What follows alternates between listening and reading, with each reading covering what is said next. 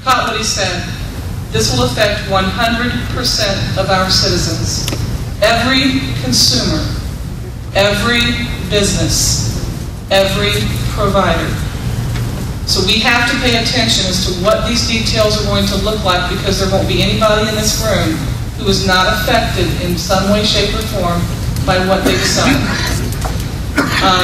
He also went on, it's not on the video clip, that I'm going to inform you that he went on to say later in his opening remarks, if you like what you have, you ought to be able to keep it.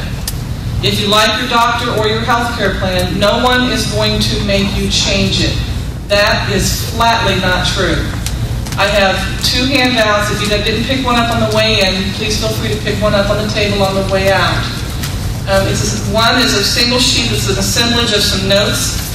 And these are sort of the pieces and parts that we're going to review in the next few minutes. The other is two stapled pages from the bill.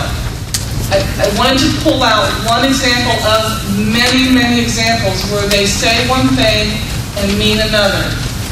And this is page 16 and 17 from the bill. It says at the top, protecting the choice to keep current coverage. Doesn't that sound great? Wouldn't we like our choices protected, our coverage protected if we like what we have? The language says, subject to the succeeding provisions of this section for purposes of establishing acceptable coverage under this division, the term grandfathered health insurance coverage means individual health insurance coverage that is offered and enforced and effective before the first day of year one. If they were going to grandfather something, it would stop there. That's what grandfathering is. If you have it before this went into effect, then it continues to be effective after the first day. But that's not where they stop the pen. That's followed by the word if. If the following conditions are met.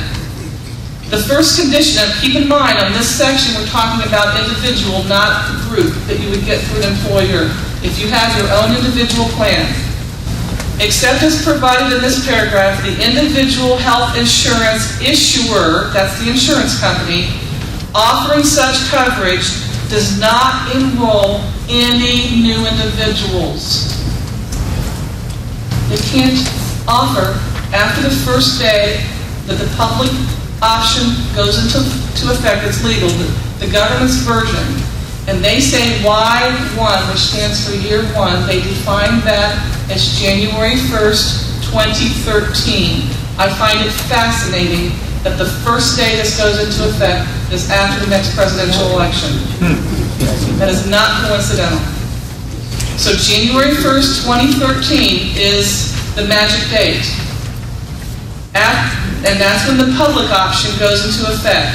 This paragraph says that the health insurance companies, if they enroll any new clients under the products that they have in place prior to that date, then the clients that they have been carrying are no longer grandfathered. That's not your decision, that's the insurance company's decision. Secondly, on the next page you'll see where they describe a grace period for employment-based health plans. Now this is where families and individuals get their insurance from their place of work. It states that the subtitle is Grace Period for Current Employment-Based Health Plans. The Commissioner shall establish a grace period whereby for plan years beginning after the end of the 5-year period beginning with Y1, the employment-based health plan must meet the same requirements as the qualified health benefits under Section 101. Let me break that down for you. January 1st, 2013. At that point, if you have insurance through your employer, you have it for 5 more years and then it goes bye-bye. After that 5-year grace, the only acceptable plans that the federal government will recognize are those that are what they call the government-approved plans. The grandfathered health insurance plan, which we know really isn't grandfathered. The current group health plan, which I just described, the 5-year grace.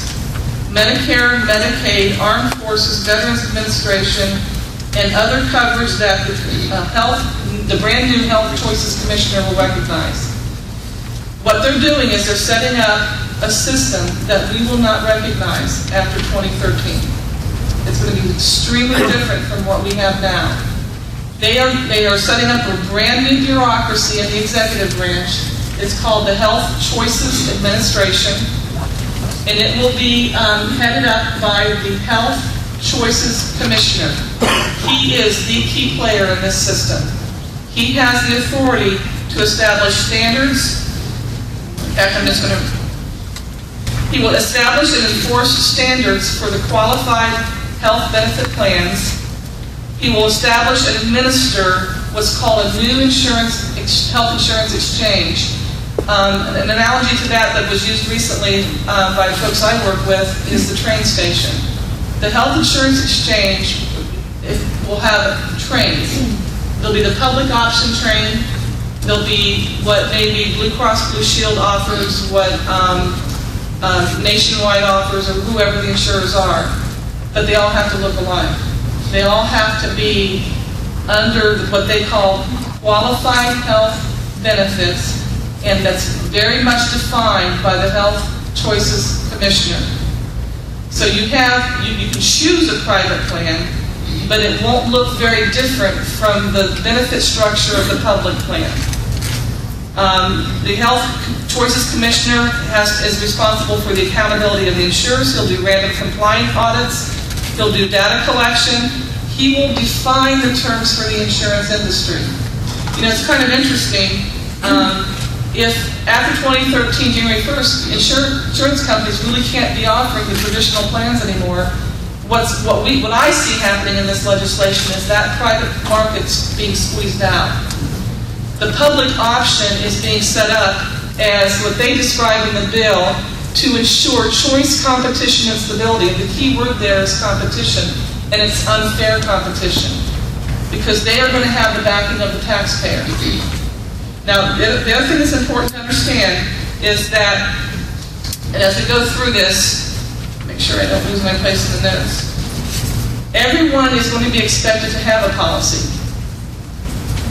As an individual, if you choose not to get on the train at the train station, you will have a penalty of 2.5% income tax on your adjusted gross income.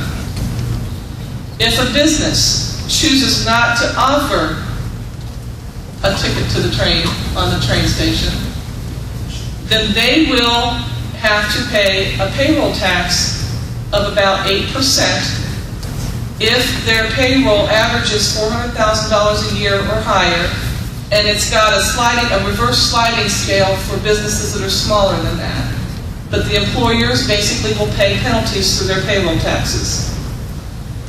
If the employer chooses to provide coverage, which allows you to choose something from the train station, which car you're going to get onto, participating employers will have to pay at least 72.5% for individual coverage, 65% of family coverage, and they will also have to begin insuring part-time employees. This is going to kill small businesses.